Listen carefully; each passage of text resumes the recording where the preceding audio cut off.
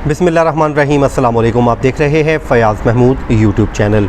इस वक्त जी हुकूमत जो है तहरीक लब्बैक के ख़िलाफ़ सख्त इक़दामात उठा रही है और उसमें जो कल ऐलान किया गया था कि उनको कलअदम तंजीम करार दिया जाएगा, आज ये कहा जा रहा है कि वफाकी कैबिनेट ने उसकी अप्रूवल दे दी है और अब बाज़ाब्ता तौर पे उनको इंसदाद दहशतगर्दी एक्ट 1997 के तहत कलअदम तंजीमों में शामिल कर लिया गया है।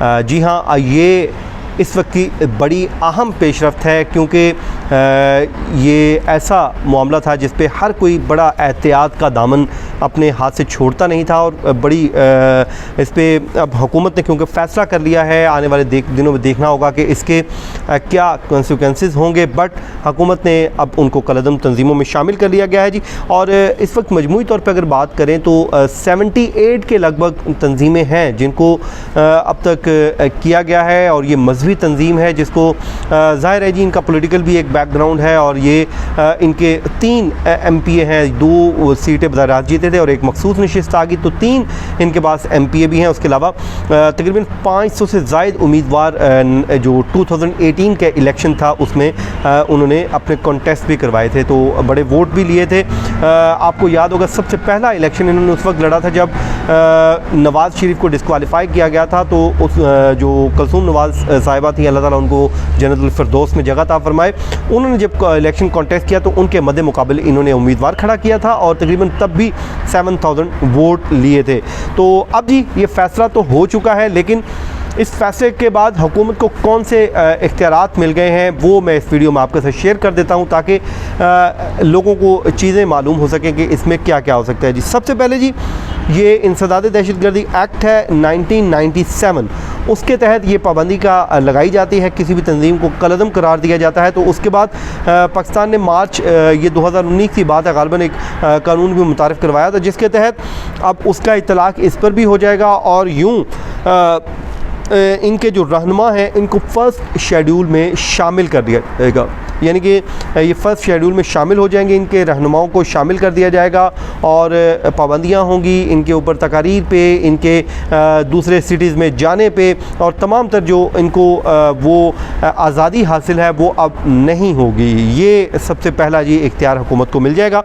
और देन जी गवर्नमेंट जो जितने भी इनकी जो तंजीम के दफातर होंगे, गवर्नमेंट के पास अब इख्तियार है कि उनको बाकायदा जाके वो सील कर देगी, यानी कि कलअदम जब भी कोई तंजीम करार दी जाती है तो उनके दफातर का जो कंट्रोल है गवर्नमेंट ले लेती है और उनको सील कर दिया जाता है। दूसरा जी ये हो गया। उसके बाद तीसरा, इनके जितने भी एसेट्स हैं उनको मुंजमद कर दिया जाएगा। ये बहुत अहम होता है किसी भी तंजीम के लिए।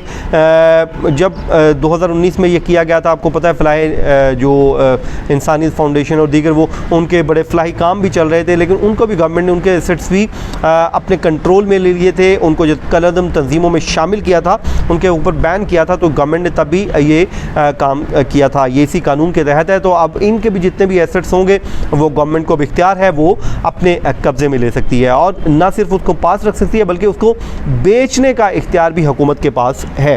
चौथा जी, दफातर में जितना उनका रिकॉर्ड मौजूद होगा, दस्तावेजी रिकॉर्ड होगा, दीगर कोई कंप्यूटर होंगे, लैपटॉप होंगे या कुछ भी रिकॉर्ड होगा, वो अब हुकूमत के इख्तियार में है को उसको उठा के ले जा सकती है, उसको ज़ाहिर है ये किया जा सकता है। उसके बाद तहवील में ले लिया जाता है जी। पाँचवा ये है कि जी तंजीम को इलेक्शन में भी हिस्सा लाने की इजाज़त नहीं होगी। ये बहुत इम्पॉर्टेंट है किसी भी पॉलिटिकल पार्टी के लिए। अब तहरीक लब्बैक पाकिस्तान के पास इलेक्शन में इस नाम के साथ इंतखाबात में जाना नामुमकिन हो गया है, लेकिन उसके बावजूद 2 उनके पास ऐसे रास्ते हैं जिसको वो अपना सकते हैं, वो मैं आगे आपको बताता हूँ। पहले मैं आपको ये बता दूँ कि जो गवर्नमेंट के इख्तियारात हैं। छठा जी, तंजीम पर फलाही मकासद के लिए भी फंडिंग पर पाबंदी आयद कर दी जाएगी, यानी कि तहरीक लब्बैक वैसे तो मेरे ख्याल में इनका कोई ऐसा विंग है नहीं जो फलाही काम कर रहा था, उनका तो एक पॉलिटिकल विंग है और वही काम कर रहा था, लेकिन आज के इस फैसले के बाद वो किसी किस्म की कोई फंडिंग नहीं कर सकते, इवन के कोई फलाही काम के लिए भी फंडिंग नहीं की जा सकती। ये उनके पास इख्तियार नहीं है, ये भी इख्तियार ख़त्म हो जाएगा आज के बाद जब ये इस पर साइन हो जाएंगे, नोटिफिकेशन जारी हो जाएगा। सातवां जी, कलअदम तंजीम के पैगाम को ना तो कोई मीडिया कोई फैला सकता है, ना कोई फ़र्द वाहिद फैला सकता है। ये बड़ा सख्त वक्त होता है मौक़िफ़, इसमें उनका अब कोई भी जो मैसेज है उसको आगे फैलाया नहीं जा सकेगा। तो ये इसमें एक ऑप्शन और सातवां है जी, इसमें उनके जो गवर्नमेंट को इख्तियार है वो गवर्नमेंट को कार्रवाई का इख्तियार भी होगा। इनके मीडिया हाउसेस के खिलाफ भी कार्रवाई गवर्नमेंट कर सकती है अगर वो उनके किसी भी मैसेज को आगे लोगों तक पहुंचाती हैं, अवाम उन्नास तक पहुंचाती हैं। तो ये हो गए जी 7 वो नुकात जो आपके साथ मैंने हुकूमती इख्तियारात। अब तहरीक लब्बैक के पास कौन से ऑप्शन है जी? तहरीक लब्बैक के पास ये 2 ऑप्शन हैं। पहले तो विद इन द 30 डेज़, जैसे ही ये नोटिफिकेशन जारी होगा 30 डेज़ के अंदर उन्होंने वजारत दाखिला में अपील दायर करनी है। अपील दायर करेंगे, वो अपना एक मौक़िफ़ रखेंगे, फिर वजारत दाखिला उनको बाज़ाब्ता सुनेगी, उनका मौक़िफ़ जानेगी, देन वजारत दाखिला उस पर फ़ैसला सुनाएगी। लेट्स सपोज वजारत दाखिला अपना जो फेडरल कैबिनेट का फ़ैसला है इसको बरकरार रखती है, जो नोटिफिकेशन है वो बरकरार रखा जाता है कि इनको कलदन तंजीम यानी कि बैन तंजीम में ही शामिल रखा जाए, तो देन अगला उनके पास ऑप्शन आ जाता है जी, वो आता है इस्लामाबाद हाई कोर्ट या किसी भी हाई कोर्ट का आप कह लें, हाई कोर्ट का जो ऑप्शन होता है वो उनके पास होगा। वो भी 30 डेज़ के अंदर अंदर वजारत दाखिला के जो फाइनल फ़ैसला होगा उसके 30 डेज़ के अंदर उन्होंने वहाँ से रुजू करना होगा। फिर वो उनका इख्तियार है जी, वो हाई कोर्ट क्या फ़ैसला देती है, उसके बाद आपको पता है फिर अगला फोरम तो सुप्रीम कोर्ट ही रह जाता है। लेकिन आमतौर पे होता नहीं है ऐसा। जब एक तंजीम को कलअदम करार दे दिया जाता है तो फिर जो अदालतें हैं वो नहीं करती। ज़ाहिर है जी इनको वजारत दाखिला से तो रिलीफ इसलिए भी नहीं मिलेगा, गवर्नमेंट खुद बैन कर रही है। जब गवर्नमेंट बैन कर रही है तो फिर ज़ाहिर है वो अपने उस फैसले को कैसे वो विड्रॉ करेंगे, ये तो ऑप्शन ख़त्म हो गया। दूसरा ऑप्शन जी हाई कोर्ट का। आमतौर पर हाई कोर्ट्स भी जो हुकूमती मामलात हैं, ये ख़ासकर जो लिंक्ड होते हैं, दहशतगर्दी के मामलात होते हैं, जो पॉलिसी मैटर्स होते हैं, उसमें मुदाखलत नहीं करती हैं। कोर्ट्स का ये कहना है कि इसमें क्योंकि मुल्क की सिक्योरिटी सूरत हाल इन्वॉल्व है, इसमें हुकूमत का ये इख्तियार है कि वो उसने अमन व अमान को कायम रखना है, मुल्क की जो सिक्योरिटी को की रिस्पॉन्सिबिलिटी गवर्नमेंट की है।